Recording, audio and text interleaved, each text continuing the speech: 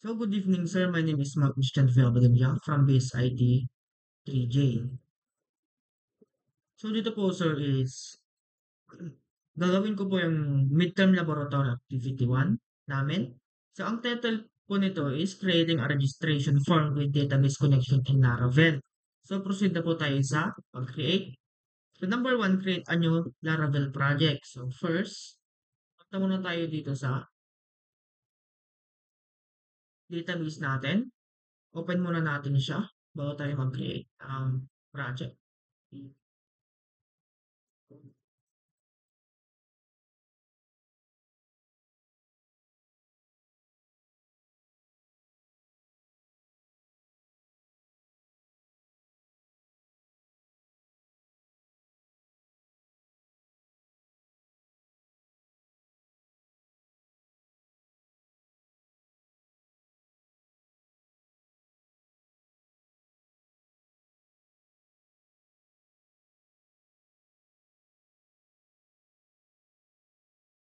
Then, HTTP.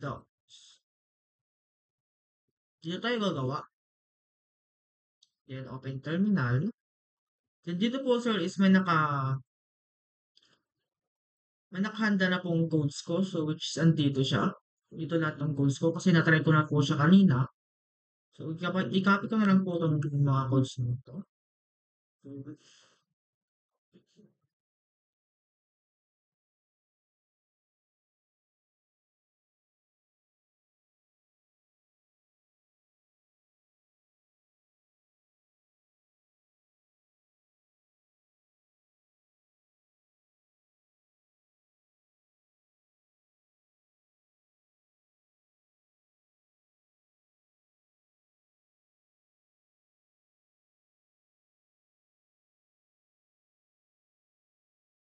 So, wait lang po natin yung pag-create niya.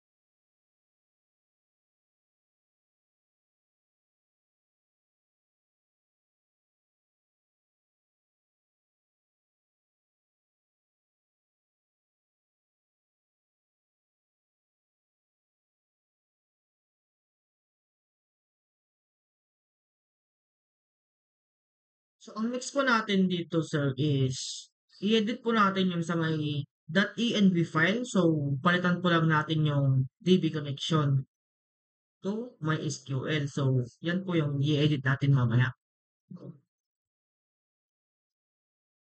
Tapusin lang po natin to.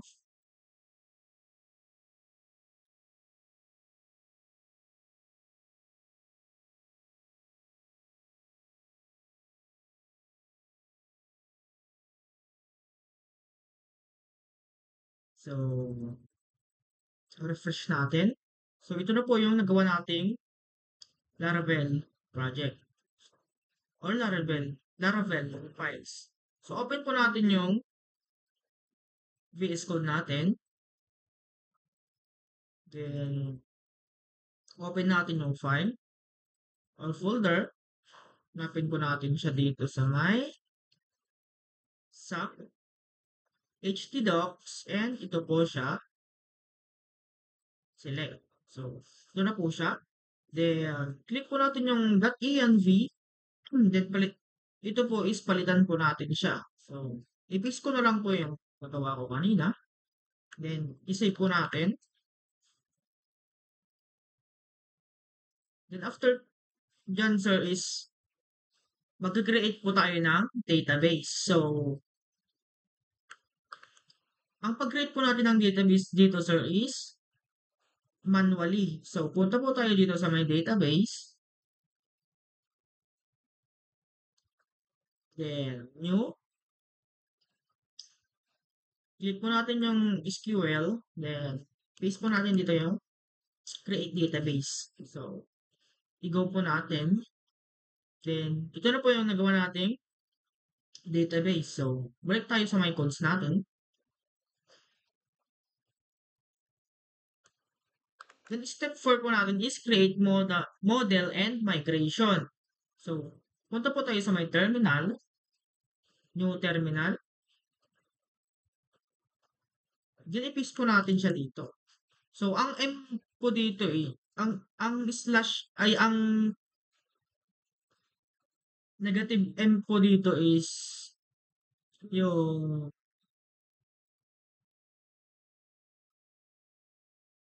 migration. So, enter po natin.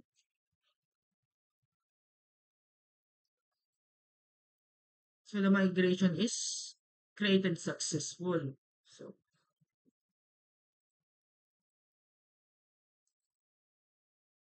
then, next natin is yung step 5. So, edit the migration file. So, dito po sa migration file,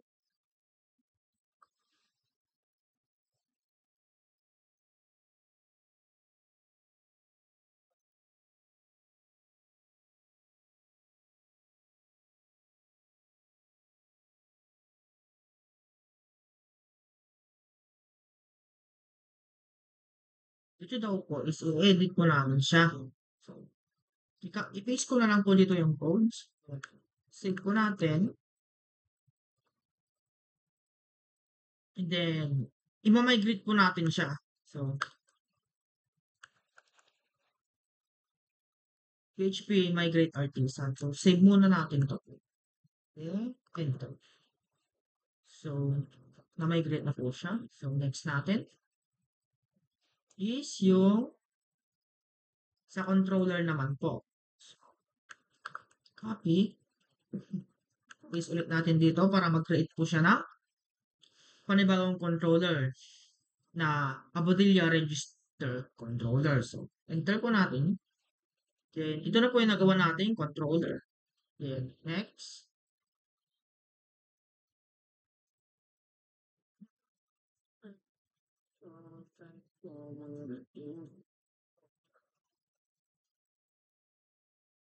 Okay, copy lang po natin tong codes dito sa may Abodilla Register Controller. So, copy lang natin. Then, paste. Then, save ulit. Then, number 9, sa model file. So, hanapin po natin yung model file dito. So, which is ito, Abadilla PHP, Abadilla Register PHP. Then, i-paste lang po natin tong codes dito. Copy, and paste. Then, save po natin. Huwag po natin kakalimutan i-save. And, pagkatapos po dyan, mag-create po tayo ng blade file. So, ito yung gagamitin nating pangalan. Punta tayo sa may blade, sa may sources, view. Kung right click lang po natin to para mag new file, then ito na po yung nagawa natin. So, dito po sa may blade, dito po yung mga design. So, andito na po yung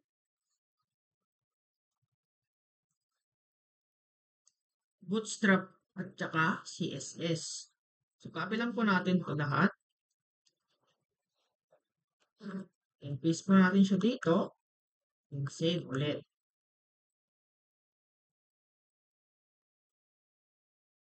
Then, next natin is yung sa my roads. So, open natin yung roads. Then, dito sa my web.php, i-copy lang po natin ito. Itong codes na nandito. So, copy.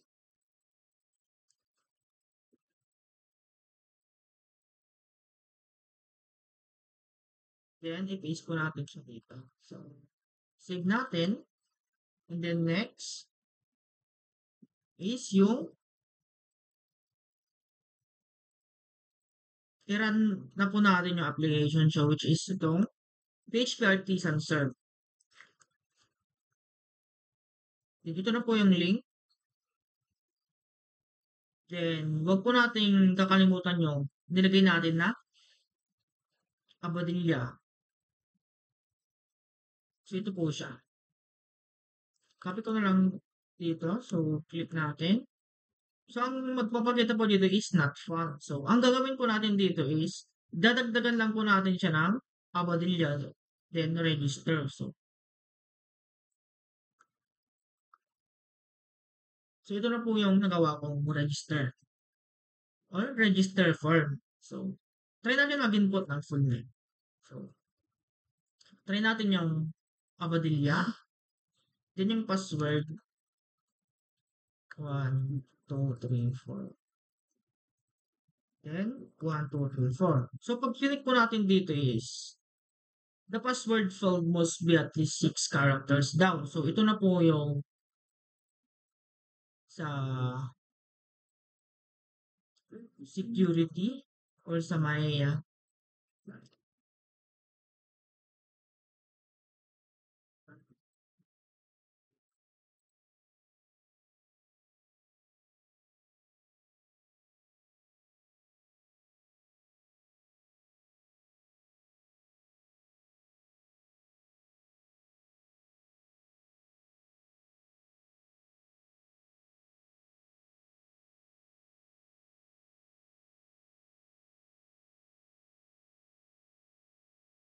so, dito daw po, sir, is hindi daw pwede ang password na 4 digit or apat lang. So, try natin 9. So, 1, 2, 3, 4, 5, 6, 7, 8, 9. Then, 9 din dito. 1, 2, 4, 5, 6, 7, 9.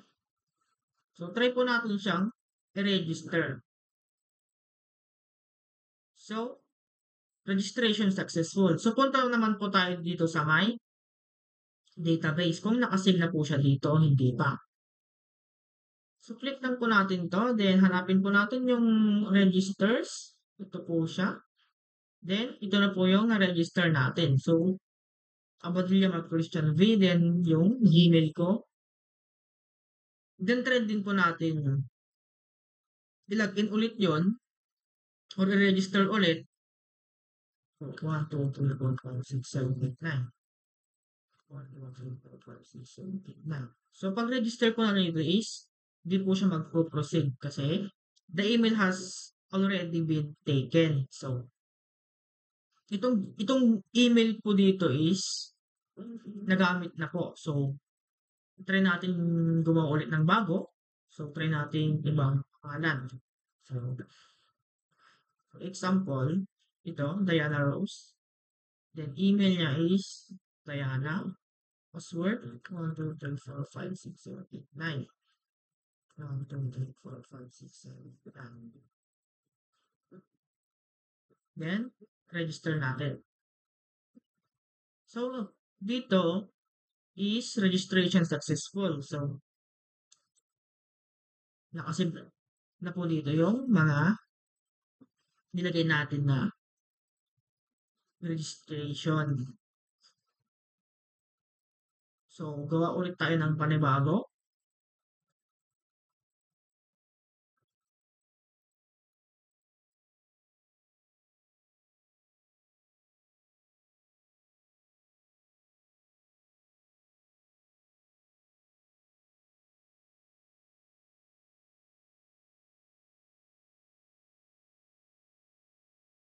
So, ayun, nag-registration successful na siya. So, andito ulit siya. Then, pag hindi naman po tayo nabilagay dito is may magpapakitang fill out this field para mag-proceed po siya sa register. Okay.